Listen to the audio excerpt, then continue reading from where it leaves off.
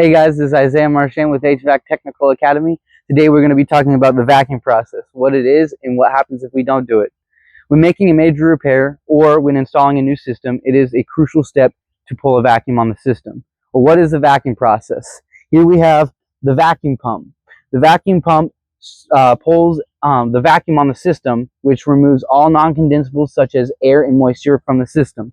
We hook our manifold gauge up to the high and the low side, and then we hook our vacuum pump to our manifold gauge. That is what causes the suction. EPA requires us to pull a vacuum of 500 microns. We can read our microns through this manifold gauge. We can also use a micron gauge to read the microns that we are pulling. Microns are simply the measure of atmospheric pressure in a system. So once we pull it down to 500 microns, we usually wait about 5 to 10 minutes, allowing the system to level out and make sure that we have no non-condensables in the system. Pulling a vacuum on the system is not just the best practice, but it is also EPA required, and we can ensure efficiency and longevity of the system.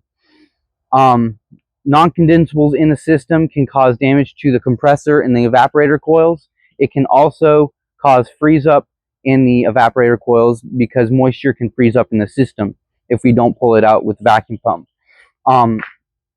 When the moisture freezes up in the system, it can also reduce heat transfer, which is an effect on our efficiency of the system.